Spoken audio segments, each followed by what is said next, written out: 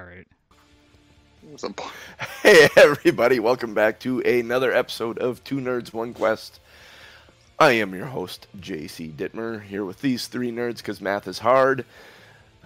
Getting the finger point this morning, I am on top of this. That man shucking and jiving to the I don't even know what this music is, some royalty-free stuff. So, that is one. Tom M. Norman playing Aronan. How are you doing this morning, buddy? I am the artist formerly known as Aronan. Oh yeah. Yeah, we'll have to hold off on names here. We don't know his name yet. We just know he's got feathers and he said fuck. And that's all we know about him. That other man bopping and chucking and jiving is one Ryan Krixis Kukta. How are you doing this morning, buddy? So, I'm doing fantastic. It's cold outside, but it's nice and warm in here. Thanks for joining us for a little Dungeons and Dragons Sunday. And last but not least, the legend, the lore master, the lazy dragon, the limerick maker, Jeff Jacob Williams. I am, wow, yeah, it's going to take me a little bit, especially since I just called Ryan by his character name from the homebrew campaign pre-show. Yeah, that ended in November. Yeah, that's, wow. Well, I've been thinking about writing that. I've actually started writing, so I've been thinking about that campaign a lot, so. Yeah, good stuff, good to be here. Woohoo. So, do you have a recap / limerick / both? I Jeff? do. So last session, if you missed last session, you didn't miss much, really. I mean, all right, so we started off with the glacier in sight, and a line of humanoids that turned out to be members of the elk tribe who wanted to escort us to the glacier in case of trouble, which was a good thing because trouble popped out of the snow a little bit later in the form of another tribe trying to stop us. The tribes battled it out while they told us to run, so we headed for the glacier. Got there, used the Rime of the Frost Maiden to open it up, dodging falling ice in the process. As we entered, a number of us had feelings of fear and dread coming from who knows where. Saw that there was a busted airship inside. Searched that, found some skeletons, found a safe that had some treasure in it. We decided, as usually, go left next, so we went left. And there was a cackling, flaming skull that decided to melt Aronan in a critical hit with his laser eyes. And as we watched Aronan turn into a puddle, we heard an expletive and a rustling of feathers. And for your limerick today, heard for years down the road at the Belching Dragon Tavern, there once was a boy from Sword Coast. At thieving, he was better than most. Beneath a mask of cold lay a true heart of gold. Of having been his close friend, I will boast. Aww. Tug at the heartstrings. Yeah, and spoiler, I wrote that the day or the week you turned to ice, so that one's been kind of in a hopper for a while. I'll allow it. Nice. Very, very nice. So, if you could set the scene for us, JC, because yeah. I imagine we will need to. You have entered these caves, and I didn't do a massively good job explaining them. The ceilings in this place, for the most part, the tunnel ceilings are 10 to 15 feet high when you're walking through a tunnel. As you come into a cavern similar to what you're in now, it gets up to sometimes 30 feet high. I'll let you know if it is higher than that. You notice as you walked in, your footsteps bouncing off the walls and carrying off down the tunnels. The sound in this place tends to carry much like it would on a still winter's night, just clear and crisp right across, or in this place, echoing and bouncing and reverberating throughout the entire cavern. So it's also, one more thing, completely dark. So Jacob would have cast light, you said. Krixis has torches. Aronon's a puddle. Aronon's reflecting the light. Aronon's reflecting the light to the ceiling. And it's bouncing off some of the ice. It actually looks very pretty because it's like rippling and it looks like a bunch of diamonds sparkling inside of a boot. Mm-hmm. So Valine turns. Actually, all three of you, I think, would turn when the word fuck was uttered to see what, Tom? So what you would see is, would I be backlit or would I be coming into the light? I would be coming into the light. No, you'd need some light of your own if you were in there. So do you have a torch or anything? Or are you stumbling and following sound in the darkness? I would have a torch Possibly with me. following Jacob's light too. Yeah. So you see him, he's holding a torch. He's well lit from your light sources. So you are actually front lit All right. with shadows behind you. As I come in, you would see just this gleaming, just bright and shiny chest armor. And wearing it would be this 7-foot tall, like charcoal gray bird with a crimson beak, and you would have these feathers that are like red like blood, just intermittent going down his neck into his chest. So it looks like it looks like his beak is blood and it's dripping down onto his chest, but that's his feathers. In his left arm, he has a shield with a picture of a claw, kind of like it'd be kind of cut off. I'll hold it up, so it would be a picture of a claw downward. Yeah, on the shield. And as he approaches, he would throw the torch off to the side, or he would jam it stick down into the ground so it was still lit, and pull a mace from his back and start swinging it. Are you menacing them, or are you ready to fight flame skulls? Is it easy to tell? Yes. I would,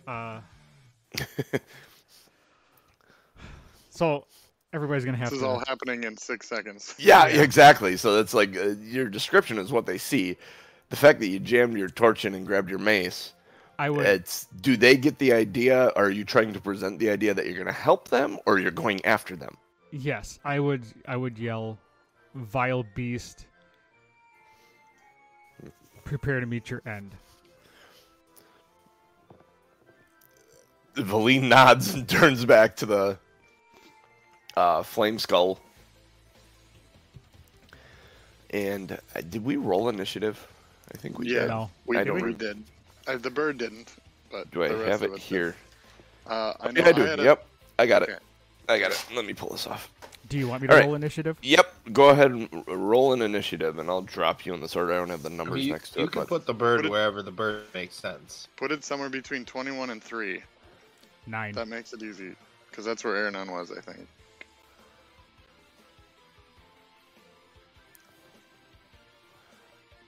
Yeah, so you're gonna have to pardon my delay when it's my turn because I have so much shit, and I am unfamiliar with paladins and spells. And oh shit! Just throwing it out there. What he is. well, my bad. No, it's fun. We know now. Oh yes, he's gonna be very different than Aronan then. I was talking about it pre-show, so that's why I.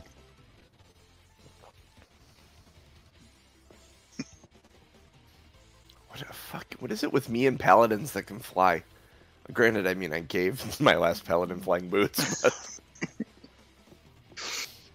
It was worth it. oh yeah, it was fun. It was fun in the end. So what's your initiative there? 9. 9. Where do you have the numbers written down, Jeff? You don't know, or do you know? Jacob had a 21. The bird has 9. Krixis was like a 3 or a 5. I couldn't remember. And Okay, Valine rolled a natural 1. Then he's right in spot. And the skull went first, I think. I don't know what. Yep. how that worked. I have an initiative roll of 3 if I go back to the game log. Okay. Yep. So Jacob, it's you. This flame skull laser melted your friend and well, your new acquaintance. All right. Someone you were kind of in charge of keeping safe. Yeah. He's good at compartmentalizing his emotions and knows that we'll deal with the bird thing later. So longbow out, he will start firing, and he gets 2 attacks per action. So aiming at the flame skull. First attack. That looks good. 23 to hit. Oh yeah. And then Tika will use her reaction to add a d6 to this. She can do once per round. So, and the d6 that she rolls is cold damage, if that matters. It does. Okay, so 8 damage from the longbow, 3 damage of cold. Okay. And second attack. 21 to hit. Oh yeah. And come on. 8 damage again. Excuse me. And then This bonus is action. oh, go ahead. This is longbow, so it's piercing damage. Correct. Okay. And you said 8 damage again. Yep. Yep. And it is a magical weapon if it matters. It's a longbow of warning. Okay. Bonus action will command Tika to attack, and Tika shares my initiative. Would she be close enough to get to it? Yeah. Yeah, 40. I mean, if this... 40 feet, I think. 40 feet of movement. Yeah. Yep. All right. Yeah, because it needed to be within 30 feet of Aronan to do the fire ray. I think it's in here somewhere. Maybe it's not. I thought there was an attack for...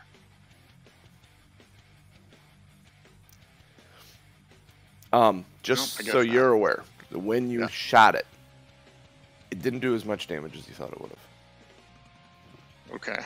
And Tika's didn't seem to do any damage to it at all. Oh, okay.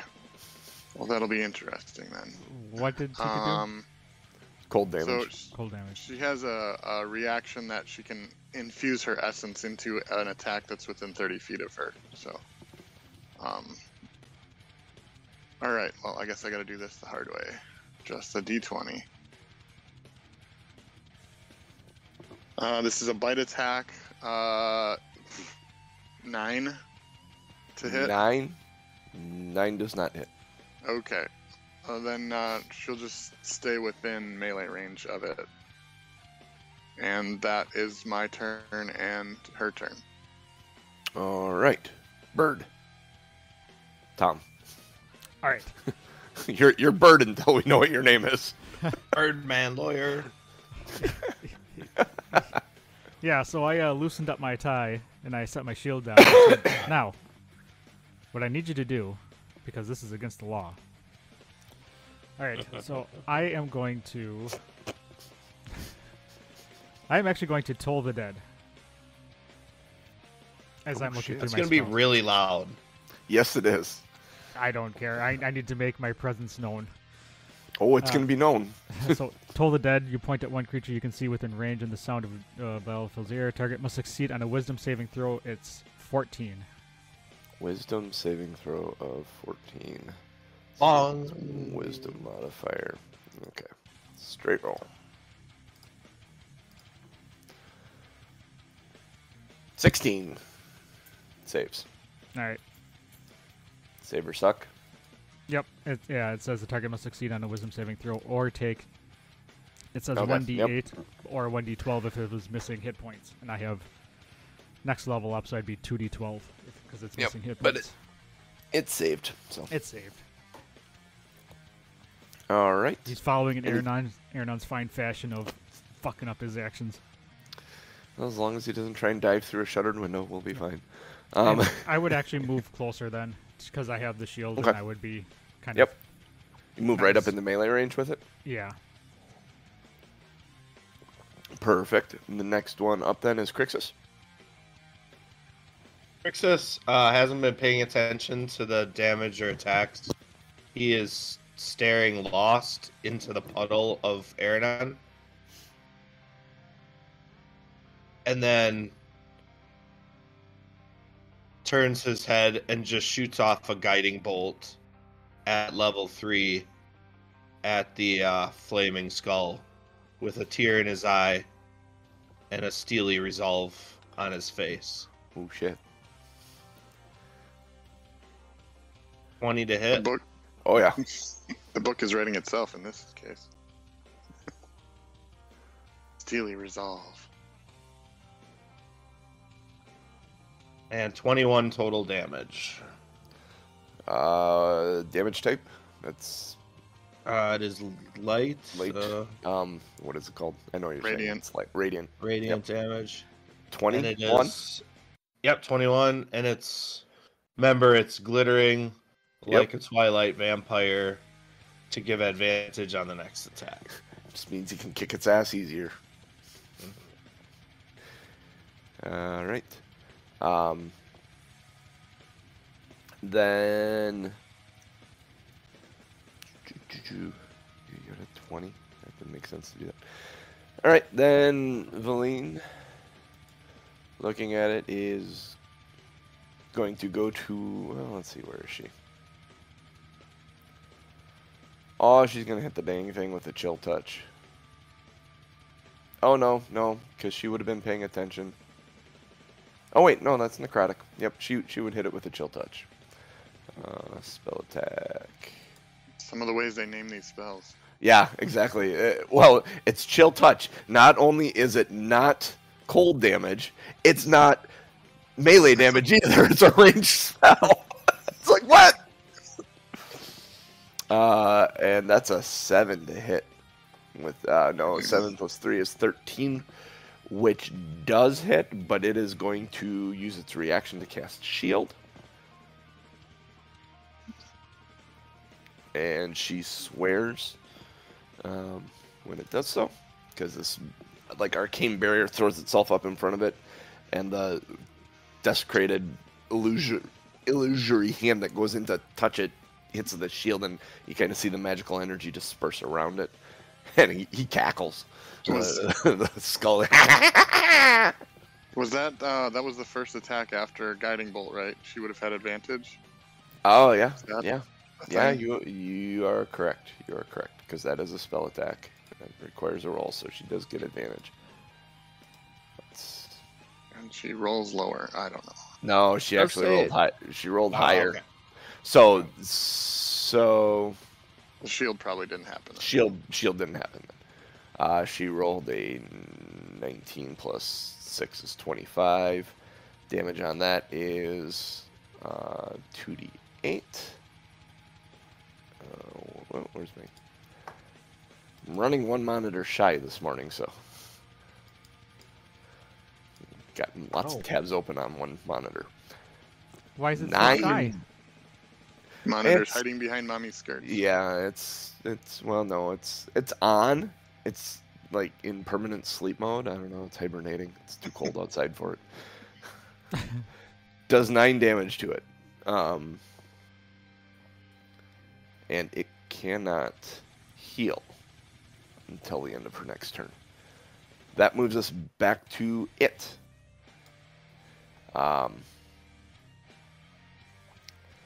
And moving back to it, you hear a cackle as, because you're in the northern H3, you see how that is set up? Around from the other side of you, from one of the side shoots, comes another one. Great. The first one, the OG Flame Skull, is going to go after... Oh, let's see. So the first one has Tika and the bird in melee. Yep. And he's gonna go after Krixis with his fire ray because Krixis did a nice walloping 21 damage to it. So let's pull this back up. I should pull this up on my phone is what I should do. Get my dice rolling on my phone. In fact, I'm going to do that. 17 on the die, plus 5 is 22 to hit. Krixis. It does hit. Let me throw this up here quick.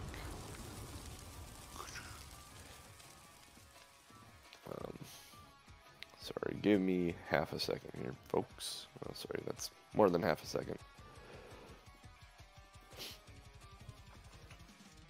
Alright. So then that is 3d6. And that would be 6 fire damage on the first attack.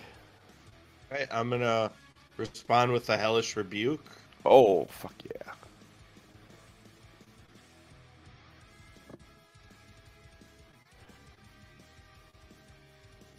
$26. Yeah. Damage. That's damage?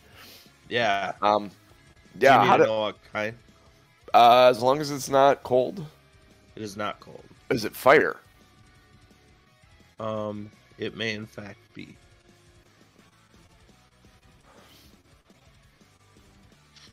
Yeah, fire damage.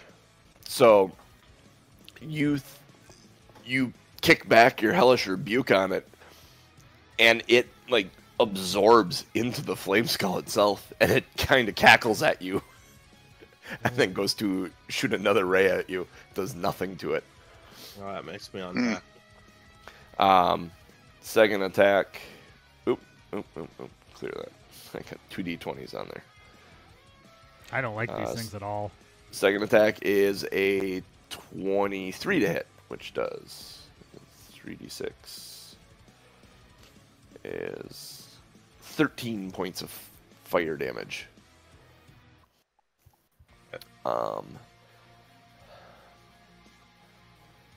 Then it is going to. Does that last to the end of its turn?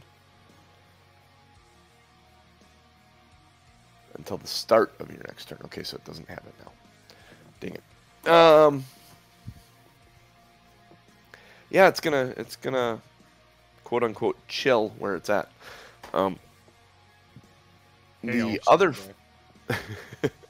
The other flame skull is going to sneak around and see. Bird moved up. Tika's up there. Jacobson back, isn't he? Yeah. Yeah, this other one comes Jacob around. and Valine just chilling in the back. Yeah. The first attack is going to go at Jacob. That's a 22 to hit. That'll hit. Ooh, 12 fire damage. Okay. Second attack. Ooh, wait. What happened there? Oh, then I hit the campaign button. Second attack is a 14 to hit. That'll miss. Ooh, that misses. And then you hear the cackling from behind you as the second one joins the fight. We move to you, Jacob. You got plucked twice. That's interesting. All right. Seeing that there's a number of people around the first one, Jacob's gonna spend his action re-summoning Tika. Okay. So Tika's going to disappear from where she is and reappear by the one in the back. And instead of being the nice shiny silver white color, she's going to be red. Kind of a orangey red color, switching her from cold to fire. Okay. Knowing that the damage isn't going to matter as much, but it gives me resistance to fire damage, which seems important. That does seem and then important. I will use my bonus action to command her to attack.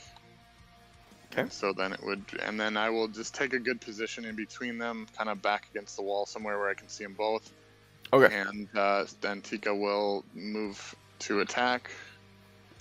And so same thing, I think. 9 will not hit, I assume. So, Correct. But she'll be in melee with the back one. Okay. Taking your position. Okay, so you moved her into melee with the back one. Yeah. So where that kind of tees, you're standing in that narrow space, looking into both H3 and being able to look behind you. Okay. For reference, those blocks are 10 feet. They're not 5. So that tunnel's larger than it looks. That is Jacob Bird. Here's a D&D question for you. Yes. Can I do bonus action first and then action? Yep. Oh, yeah. So I'm going to, as a bonus action, cast Thunderous Smite. Ooh. And first time you hit with a melee attack, during the spell's duration, your weapon rings with thunder, and that is audible within 300 feet of you. The attack deals an extra 2d6 thunder damage, and you do... You can... Krixis is plugging his ears. Are you considered a creature? Or am I... Okay, so if it's a creature, it must do a strength saving throw or be pushed 10 feet away and knocked prone. Ooh. It's a floating skull, so it may be immune to prone. It doesn't say it is, though, which is weird. Oh, yeah, it is. Yeah, condition immunities. Prone. Okay. It would still be pushed 10 feet away. I think you still have to hit it for that to happen. So True. the next time you melee attack. Yep. So you're basically conditioning your next attack. The nice thing is I think it hangs out even if you miss. It just triggers on your next attack. Does 15 Correct? hit? Say that again. 15 does hit. Sweet. We don't need to worry about it. You hit him. Yeah, no, it says the first time you hit with a melee weapon attack during the spell's duration. The duration is up to a minute. So it would be Okay, the yeah. first. So once you cast it, then it just kind of hangs out until you hit something, which is awesome. And now you hit something. And now you hit something, so roll that beautiful beam footage. 6 plus... Man, it's like he has sneak attack, but different. But Yeah. louder. 6 plus But louder. 8 is 14. Sneak attack, but louder. 14 damage. Yep. And this is the one you guys have been fighting already. So, how does this thing die? Oh, nice. On So some damage, it just straight up moiters it. I did an overhand mace flail over the top, and the mace went into the top of the cube down halfway, and I yanked the mace back through, so the ball came shooting out the front of it. Nice. Nice. It's down through the top of the skull and like teeth and bone fragments and everything just kind of go flying everywhere as what was holding it stationary in the air, all the flame around it kind of fizzles out and it just shatters on the ice below you, mixing with Aronan's water. Anything else you'd like to do? You want to move to the other one, or? Yeah, I would move to the other one then. Okay. That was your bonus action, and movement. That puts us at Krixis.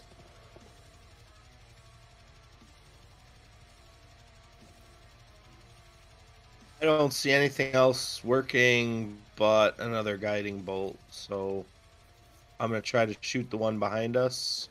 Okay. Oh, yeah. Holy Crit. cow. That's a crit. Nice. So there's a lot of dice. Oh, yeah. 31 damage. 31 damage. Oh, shiznit. The one that you guys set up to, that came up and snuck up behind you suddenly is cackling, and Krixis launches this guiding bolt out of his hand and kind of spirals through there and hits it, and the thing kind of spins in the air just a little bit, and it kind of sparkling and kind of does a... Still standing, but got knocked a little loopy there. Anything else you'd like to do, Krixis? I would like to start running up at it to get into melee range. Okay. 'Cause I'm Yep. really upset about it. I'm just really not happy with these things. Absolutely. You move up completely towards you. Got your shield and give it a good just bang on your shield thing, like come at me, bro, type thing. You have his attention. Full on got this guy's attention. Valine is going to... let's see. Oh, she'll chill touch again, because she can do that. So that is a... I missed it. Was Krixis guiding bolt again? Yep. Yep, so it's all sparkly. So she's got advantage. Yeah, oh, that's good. Because the first one was a 6 on the die. That's an 18, and she's got a +6 to it, so 24. So yeah, that isn't going to help him to do shield. So good timing on the guiding bolt. yeah. So oh nope, that's the wrong thing. What am I looking for here? 2d8 damage is 8 points of necrotic damage, and can't regain hit points until start of her next turn.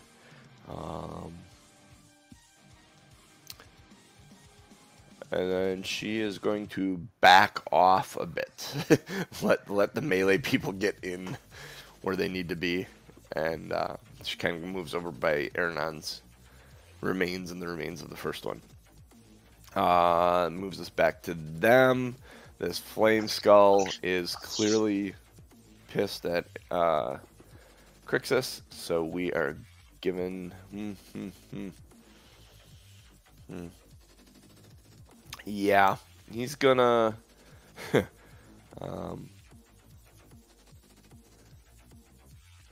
Oh, that's really funny. So this is gonna... Valine moved away. Who's away by where the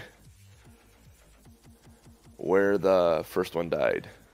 Everyone is up on this guy, right? Other than Valine, everyone moved towards it? Sounds right. Valine and Jacob would be away from it, but not near the first one. Correct. Oh yeah, Jacob would be away. Jacob wouldn't have gotten in melee. The question is Jacob within 20 feet of it? How far apart were the skulls? Would you say? Looking at the map,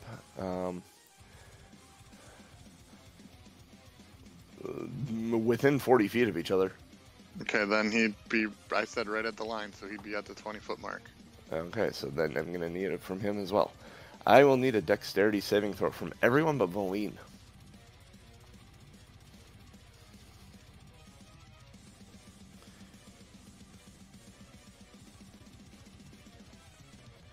Oh, that's not good. 21. 22. 1.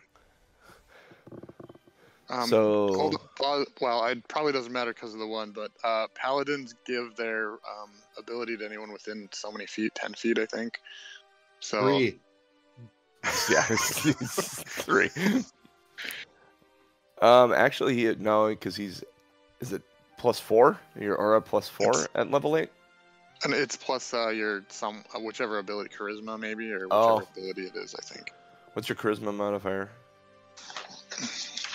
+3. +3? Yeah, so 4. I get. I mean, it's kind of. I'm a level 7 though, because it's because I'm multi-class. Yeah, within 10 feet plus charisma to anyone, as long as you're conscious. Okay, anyone less than 13 will take all of this. As he casts Fireball on himself. Say what now? Well, that's 17. Wow, that was... Holy cow. On 8d6, he ended up with 17 points of fire damage. That is massively low for a Fireball. Yeah. He sneezed while he was casting it. Something. Everybody He's who made immune. it takes half, right? Yep, everyone that made it takes half of that, which is 8. And Valine takes nothing. Wait, so it's fire damage, so Jacob is also now resistant to fire. And Krixis, 4. are you resistant to fire also? Yeah, Krixis is resistant to fire, so Krixis is, even though he failed, he's only taking 8. So all those hits then that Krixis took were halved. Yeah. Okay, yeah. Okay, good. That's good. Krixis You're is not at bad off. No, it felt Felt rough, but Let's see. He did Looked that. rough. Let's see.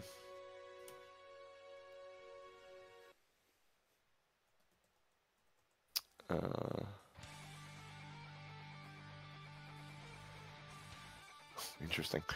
All right. That moves us to Jacob. Firing the longbow again. Okay. Does a 19 hit. 19 does hit. Piercing of 10? 10? Okay. Again, it doesn't do as much as you thought it would. 16 to hit. 16 does hit. He is going to... You'll see it actually... This magical shield whips up in front of him, and it deflects off of him. Okay. And then bonus action, command an attack from Tika. Tika will try to hit at least one time during this combat. Maybe. Oh, the shield is still up, isn't it? Yeah. Yep. So 14 won't hit then. nope. Okay. Trying, but not succeeding. Jacob would take one more step backwards because he saw how the fireball range was. So. Yep. Bird. I love that we're just calling you Bird all episode. That's fine. I called Rabbit. I called Genius Rabbit. Rabbit, for yeah. the entire Yeah. session. Oscar was Rabbit the whole session.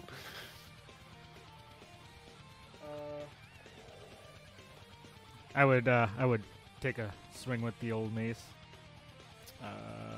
9 probably does not hit. No, especially with the bonus to its AC from the shield. Correct.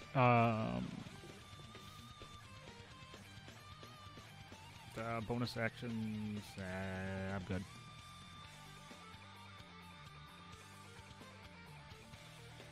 I'm done. All right. That moves us to Krixis.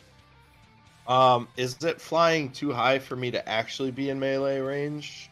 No, All right, I'm gonna. you're in a tunnel, so the height of the cave is 15 feet. So I mean, Oh, yeah, arguably, so I I'd could- think you'd be able to hit it no matter what. jump and whack it. Yep. All right, I'm just going to swing with my hand axe. It doesn't seem to want to retreat or anything either. So. Yeah, well, I'm gonna bury my hand axe in its face then. 22. Oh, yeah, you are. Yes, you are. Because it's That basically all face. So Oh yeah, absolutely. 8. 8. So, how does this thing die then? Ooh, nice. Krixis hears a scream that echoes through the cave. It's anger and sadness and fury all at once, and slashes the hand axe right through the nose, and actually, like, the skull gets kind of stuck on the hand axe, and he just takes it and whacks it against the side wall of the cavern. Nice. So you take your axe, you slice down right through the nose, and it gets right between the nose and the teeth. It sticks on there, and you're kind of like, whack, and it shatters on the wall, and a bunch of bone fragments fall to the ground.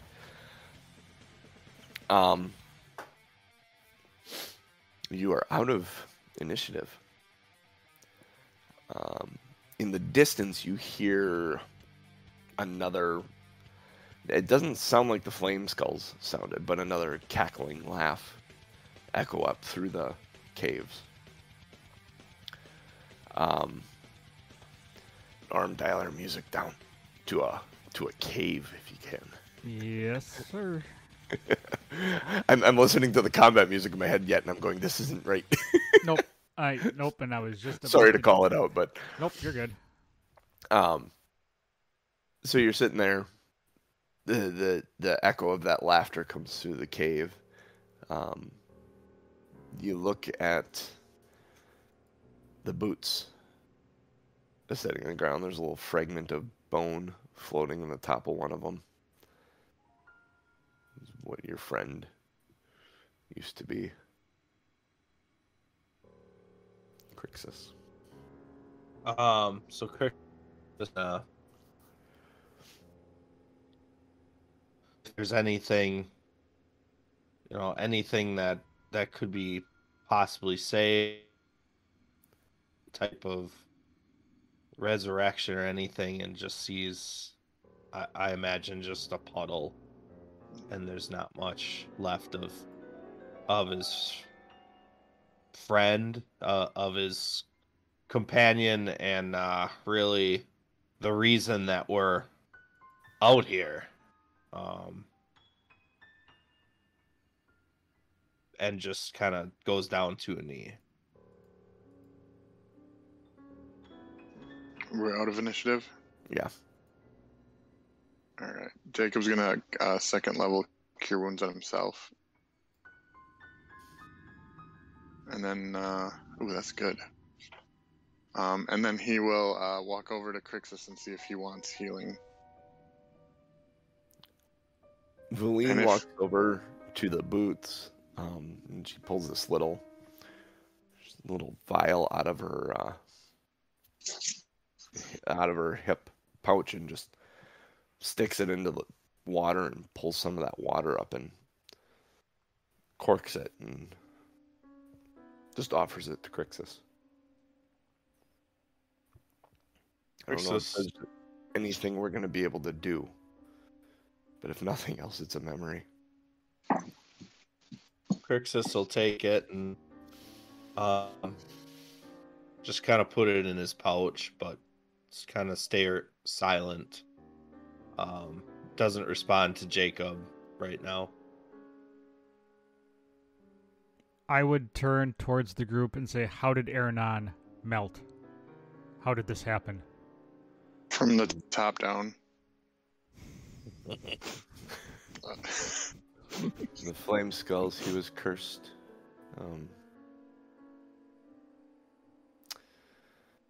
This is Cursed by the Frost Maiden. Unfortunate turn of events. Who are you? How do you know him? I am. Valine says. I am Myron Bloodbeak. You may call me Doug. Aronan and I go way back. Doug. How much of his past are you aware of? Only that he was a thief. So he did not speak of his childhood memories? I'm trying to remember if he actually did with Valine. I don't remember either. Mm-hmm. Yeah, I don't think any of us got real childhood other than getting caught and or a friend getting caught. Yep. Yeah. So very loose outline. I am the child that was caught. I was held captive for several years, and I managed to break free. And ever since I broke free, I lived a life of crime on the streets. Until one day, I could not do it any longer. And I now am trying to right those wrongs. I would... So would actually telling you...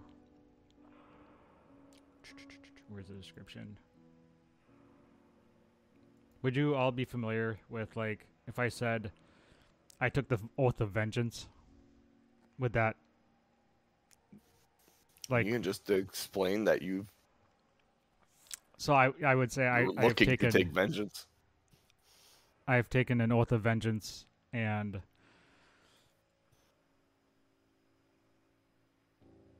am atoning for my sins.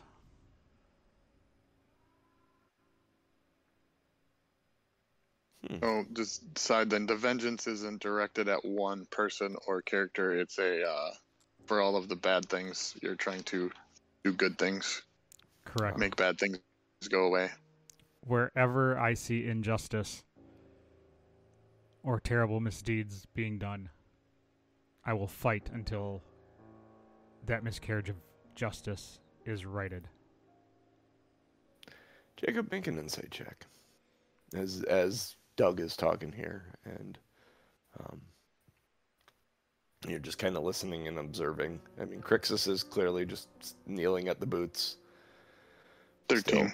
Kind of catatonic. take a glance at Valine, and just for a half a second, like a look of concern crosses her face. just you see her just kind of, and then it's gone again, and there's mask of cool, calm, and collected is there.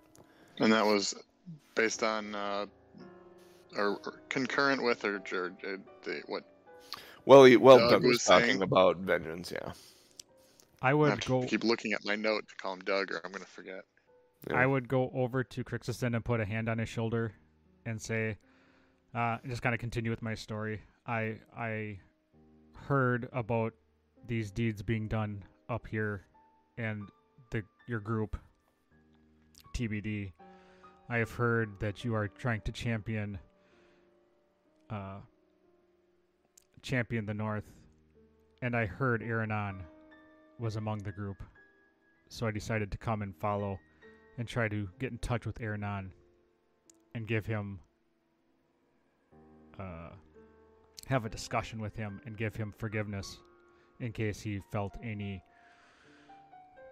remorse or regret or guilt from having left me.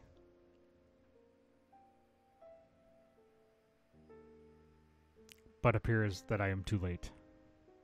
It appears that I have not made it in time.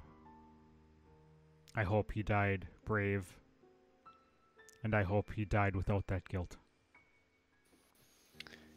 He didn't seem to carry much guilt or...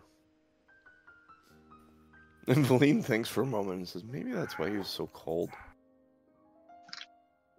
Maybe he was guilty. Maybe that's why he never wanted to be close to anyone and always worried about himself.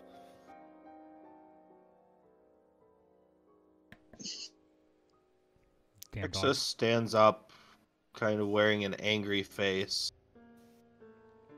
and says, Aronan was a damn fool, and he died a damn fool's death. Then starts walking down. Ooh, which way do you walk here, Krixis? All right. Back to where the ship was? So is all the stuff still on the ground? Mm-hmm. Yeah. The stuff that was magical, his boots, the sword. Bag of holding, and anything bag of inside holding. the bag of holding. All right, I will take everything that I can and stuff it in his bag of holding, because it's his, and Okay. Jacob wouldn't presume to take anything, unless there was anything he thought that the party needed immediately. Jacob I'm picks all up the around. boots and just kind of dumps the water out of the boots after Krixis walked away. Like, he picks the... I imagine you pick the boots up and you just kind of look around like, this seems really cold and crass, but this can't go in the bag. Yeah. So, yeah, I don't think... I mean, obviously I think Krixis could use the boots, but I don't want to have that conversation with him right now. Yeah. I don't know what's all still exists and what stuff turned to ice, but I don't think there's any issues with the rest of it fitting in the bag. Yeah, that should... What was outside of the bag should fit in the bag easily. Okay, yeah. What? Who is this Oral? That you Or are who's the seeking? Frost... You wouldn't know her name as Oral necessarily. The Frost Maiden, you would have heard. No, somebody, I think Valine said Oral, or somebody in the group said Oral when... Mentioning that he was cursed. She said the Frost Maiden. Oh, so I would... Because I couldn't remember the name Oral, that's why I know this. So I would... Damn it, Storm! I would ask who the Frost Maiden was. Ooh, did you not see the Eternal Darkness that stopped recently here in Yes. 10 Towns? She was the one doing that. Okay. Aronan helped. Another gentleman and Krixis, the guy walking away, set that right that she couldn't keep an eternal darkness on the city. She's the Frost Maiden. So She's a god, a lesser god that has been cursing 10 towns with eternal darkness for many, many years. and you are championing, or you are going to end this curse and destroy Oral. That's what we're hoping for. I shall join you if you shall have me.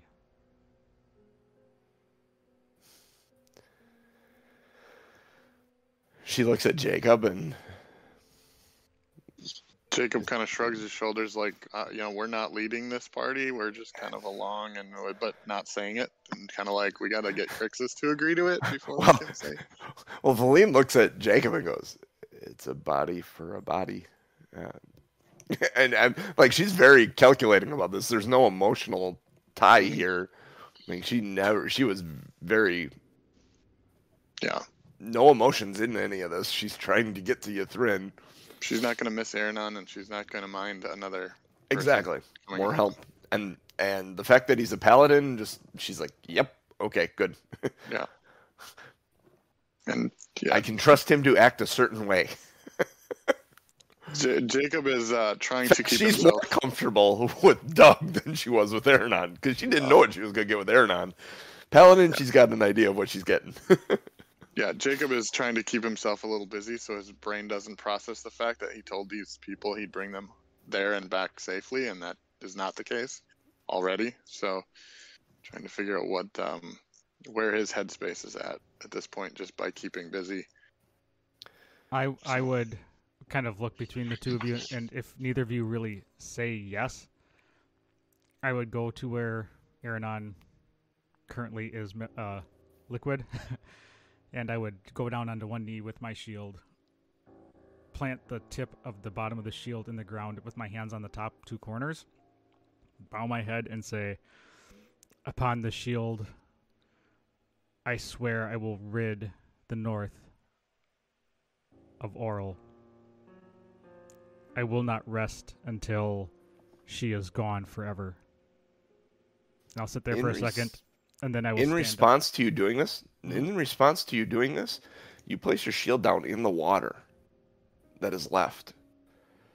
And the water that was Aronan seems to climb up the shield and coat it in a thin layer of frost as it freezes on the shield.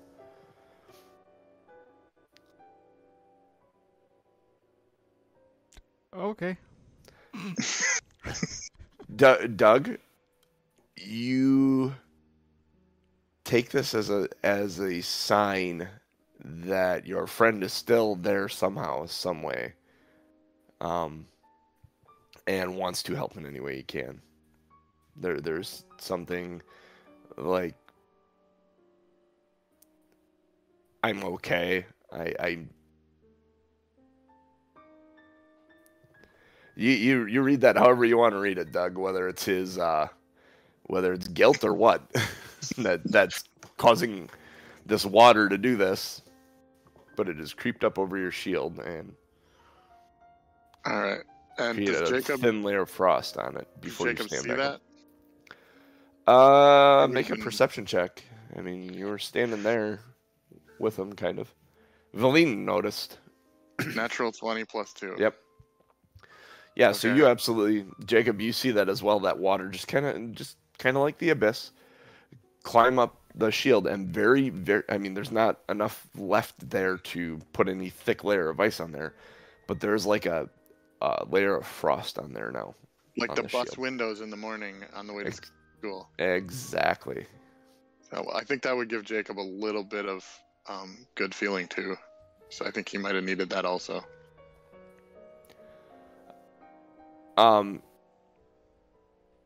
Doug would take it in stride, and he would actually probably say, "Rest well, friend," and slide the shield back on his arm. Oh, Krixis. and FYI, if I was going to turn into a sheet of ice immediately, I was just going to quit. I was gonna race it. I can't have you flying around the caves. No, I'm kidding. Krixis, you walking, kind of storming off from the situation, walking back towards H2 in that main area where that skyship was. You hear a couple of things. Walking over, there's a 20-foot drop off at the southern edge of H2. On the southwest corner, coming up from that tunnel, you hear a little cackling sound. Not like the flame skulls, different, similar to what you heard earlier come echoing up, but sounds like it's a smaller creature maybe than the one before. The ship ruins lay in front of you, and you realize you're there on your own. No one's really followed you. Do I see this, the source of the cackling? Nope, it's coming up from that southwest tunnel in the room. And I see the remains of the airship kind of thing? Yep. Alright, I'm going to walk into that area. Okay. And just kind of walk around the remains, see if I see anything, do an investigation, but just kind of stay quiet by myself. Okay. In my thoughts. Doug would grab his light out of the ground and then suggest that we catch up. Evelyn nods, looking at Jacob. Mm-hmm. She's kind of getting the idea that where Aronan really wasn't, he was kind of a leader.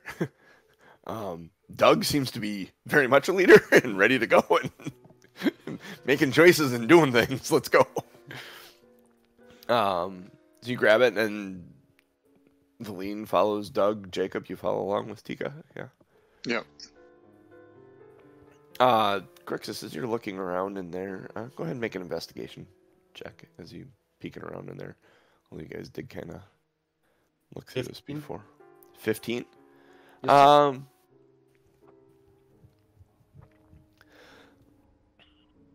You don't find much else in this place. In one of the drawers of a broken desk, you do find 15 gold pieces in a little pouch. Sweet. Straight cash, homie. Yeah. Something about when you pour the coins out in your hand and you're thinking about it, and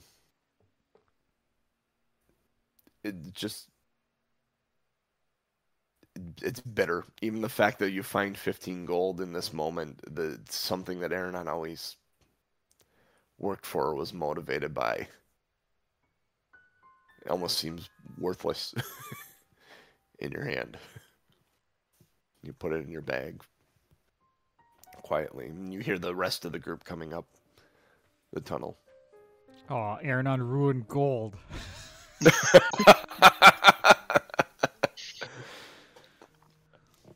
All right, Krixis is gonna take a deep breath and just kind of realize this is a dangerous place.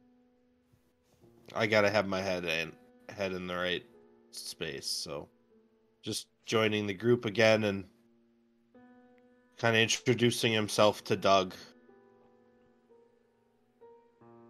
Hey, Doug. Aronan was a dear friend. My name is Krixis. Let's get out of here safely. Krixis, it is my pleasure to have met your acquaintance. And I would reach out my arm to do that weird... Grab the forearm thing? Yeah, the weird medieval handshakey thing. And I would say I have vowed to help this group any way I can in ridding the world of Oral. So the question is then, at that point, moving forward, do you want to go to the west, the southwest, or do you want to try and jump down the 20-foot drop into H5? Move to H4, the other H3, or H5? I would go and stand at the top of that cliff just to see what I could see. It's a 20-foot drop. The ceilings in that room, it opens up. It's about 30 to 40 feet high. Looking over it, holding your torch out. So a couple things. It might change this. Jacob would go try to pick up any arrows. He shot 4 arrows. He would try to see if he could find them because he's a limited supply for him. But he doesn't know that there's a ton of them in the bag of holding, in Aronan's bag of holding. But so he would go. Yeah, you'd be able to find. It's a confined space. You aren't looking through grass. They'd be laying on like ice, so it wouldn't be hard to find them. Unless the fireball totally incinerated them. How many went into that guy? 1? 2 of them went at that one, I think. Those 2 would be gone. So then the other 2 you'd have. Okay, and then what he would probably do if you could see in that cavern, if it was dark enough on the other end, cast light on an arrow and shoot it across the cavern. The 20-foot drop cavern? Yeah. Yep. Okay, so Doug comes out there with his torch to look down over it, and you cast light on an arrow and shoot it across there. And what you notice in the 40-foot high roof of this cavern, there is just, it's littered with icicles. It's hanging down like long swords from the ceiling, several of them all over the place. On the eastern wall, you catch a glimpse of what looks like some sort of man-made building. There's a few small holes and cracks in it, but it looks like suddenly, it's hard to say. Like a man-made building was just suddenly dropped in half of this room, like it teleported in or something. It's weird. And then, yeah, you have all the icicles in the ceiling. And that is what you see. There's a toppled pillar in the middle of the room as well that has been knocked over. When your arrow lands, how far does light? 60 feet, I think. 20 bright light 20 feet, dim light additional 20 feet. But how far away can that get from you before it extinguishes? What is the range? It can go as far as the arrow goes, so he would have just shot it. Longbow style is a lot. Okay, so you would have hit that back wall. 600 feet. When it hits, long range. When it hits and rattles around a little bit, you hear and see for just a second this little dragon-like looking thing that is emaciated and thin and small and kind of looks at the arrow and turns and and runs down one of the tunnels that you see in the far end of the room.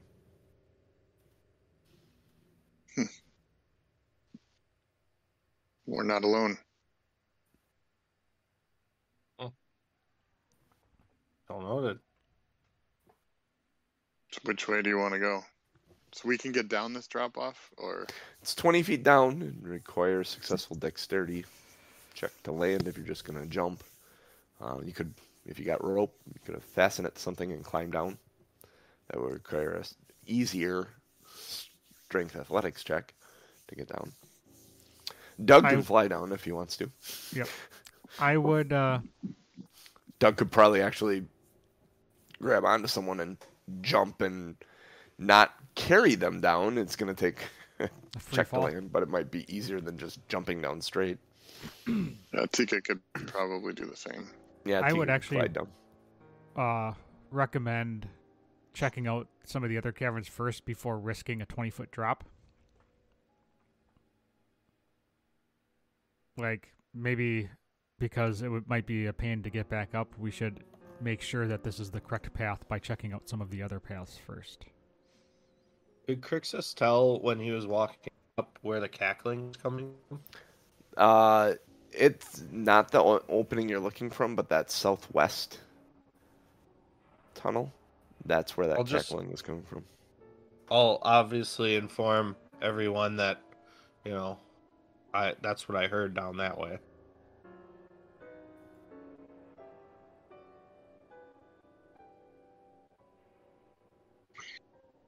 Probably better to meet them on our terms than to have them sneak up on us, if that's the case.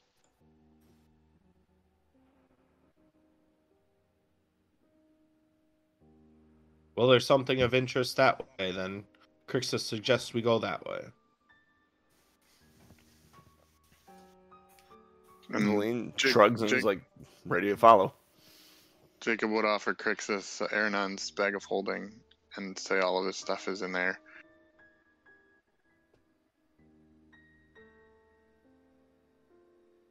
Krixis would take it begrudgingly and say, we'll sort this out at a better time. And Krixis grabs the bag of holding and just kind of looks at it, thinking about his friend, and puts it on over one shoulder, turns and starts walking down that tunnel. Voline looks at Jacob and Doug and shrugs and turns to follow, and the two of you start walking as well, and we'll pick up there next week. Sorry about this, folks. I have a hard out again at 9:30. It won't be that way next week. No, I can guarantee that. Worries. And now that I've guaranteed it, something will come up and I'll have to hard out at 9:30. Yep, or one of us will. Yeah, exactly. One of you guys will be the problem this time. All right. Well, I have to apologize for the chat because Twitch and Stream Elements is being a poo head. Dumb. Well, yeah, the Dumb stream doodle. is fine for 5 or 10 minutes, and then it just starts dropping frames left and right. So it probably wasn't the best session to watch today, but I'll see if I can figure that out. Maybe it just needs an update or something. It's possible. So if you missed anything, podcast. So with that being said, we are Two Nerds One Quest. We are here every Sunday morning, 8 to 8:30ish Central Time, depending upon what's going on. Usually we're in a little early, so between 8 and 8:30. Show starts closer to 8:30 usually. All depends. Join us every Sunday morning. So we'll call it 8:30 a.m. Central Time. Yeah, just call it 8:30. These have been special circumstances. Mm-hmm. They will go away eventually. Twitch.tv. Ooh, that was kind of gross. We are at twitch.tv/TomMNorm, TOMMNORM. Catch us live if you want to see what we're actually about. If you are watching the podcast, listening to the podcast, you can catch us live. Yeah, that was a whole bunch of words that came out of my face. All sorts of wrong. Yeah, listen to the podcast. Yeah. It's almost as good as the podcast, but not Listen quite. to the words come out of Norm's face wrong. Yeah. Do you understand the words that are coming out of my mouth? Man, no one understands the words coming out of your mouth. He had a rough week. One character died. One character he had to get going. So Uh-huh. Yeah. it's a busy week. Still trying to fill the new shoes. Ooh. With I don't or think water. Fill the old shoes with new feet. I don't Still think those my Those feet weird are little gonna fit in talon those boots. feet. Yeah. Yeah, exactly. They don't fit very well. Strange. So, we you can We throw for really threw them off. yeah. Give us some ratings, reviews. If you listen to the That podcast, don't. go to wherever you get your podcast from. Apple Podcasts, Google Play.